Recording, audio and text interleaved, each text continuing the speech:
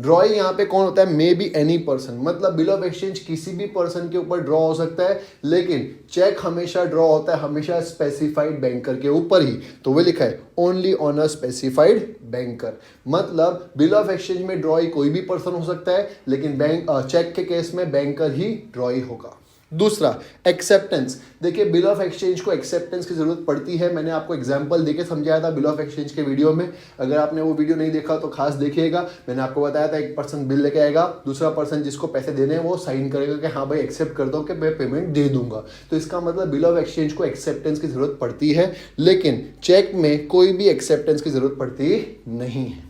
तीसरा, day of grace. देखिए bill of exchange में 3 दिन का ग्रेस पीरियड मिलता है, तो वही लिखा है is entitled to 3 days of grace period. Grace period मिलता है बिल ऑफ एक्सचेंज में, लेकिन चेक में ऐसा कोई भी ग्रेस पीरियड का कंसेप्ट होता नहीं है। चौथा, पेमेंट। ये पेमेंट कैसे होता है? ऑन डिमांड भी हो सकता है और on expiry of certain period भी हो सकता है, that is date of sight, मतलब वो टाइम खत्म हुआ उसके बाद, या ऑन डिमांड कैसे भी हो सकता है। ये हमेशा ऑन डिमांड ही होता है। क्या चीज? Cheque is always payable on demand. अगर आपने डेफिनेशन अगर ध्यान से पढ़ी हो तो सेक्शन 6 भी यही बोलता है, cheque is a bill of exchange drawn on a specified banker not expressly payable otherwise than on demand.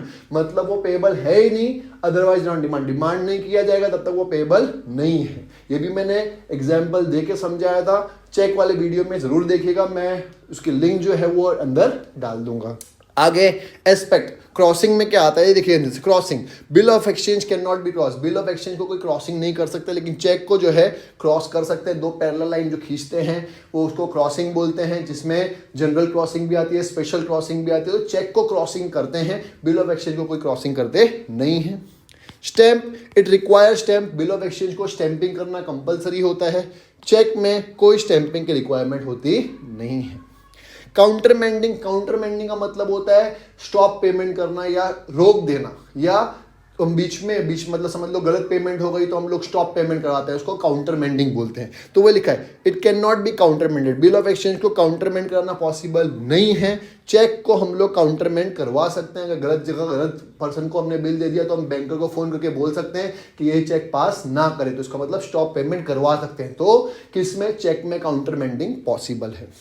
Noting and protesting, noting and protesting क्या होता है? किसी चीज को डॉक्यूमेंट्री एविडेंस कराने के लिए उसको नोटरी या नोटिंग प्रोटेस्टिंग कराना पड़ता है। तो बिल ऑफ एक्सचेंज को डॉक्यूमेंट्री एविडेंस बनाने के लिए नोटिंग प्रोटेस्टिंग कराने की जरूरत पड़ती है जब वो डिसऑनर हो जाता है। तो वही लिखा है मे बी नोटेड और प्रोटेक्टेड फॉर डिसऑनर, मतलब इसको नोटिंग प्रोटेक्टिंग कराने की जरूरत पड़ती है, प्रोटेस्ट कराने की जरूरत पड़ती है जब डिसऑनर हो जाता है तब। किसको? बिल ऑफ एक्सचेंज को। लेकिन चेक खुद ही एक डॉक्यूमेंट्री एविडेंस होता है, उसको कोई नोटिंग प्रोटेस्टिंग कराने की जरूरत नहीं, कोई नोटरी कराने की जरूरत नहीं होती। अगर चेक डिसऑनर हुआ है तो बैंक के स्टेटमेंट में रीजन के साथ आ जाता है, in the same way passbook में रीजन के साथ आ जाता है कि हाँ भाई चेक डिसऑनर हुआ है, वो खुद ही एक डॉक्यूमेंट्री एविडेंस होता है। तो कोई नोटिंग प्रोटेस्टिंग कराने की जरूरत नहीं होती किसमें? चेक में।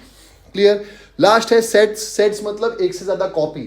बिल ऑफ एक्सचेंज है ना हमेशा सेट्स में बनता है, 4 कॉपी 3 कॉपी 4 कॉपी में बनता है कि एक कॉपी यहां जाएगी, एक कॉपी अकाउंटेंट के पास जाएगी, एक क्लाइंट के पास जाएगी एंड सो ऑन। तो it is always drawn in sets. क्या? It is always drawn in sets. जो बिल ऑफ एक्सचेंज होता है हमेशा सेट्स में बनता है, लेकिन चेक कभी भी कॉपीज में नहीं बनता। एक ही कॉपी होती है, एक ओरिजिनल कॉपी होती है वही, तो वो कभी सेट्स नहीं बनता। तो वो लिखा है इट्स अ सिंगल कॉपी।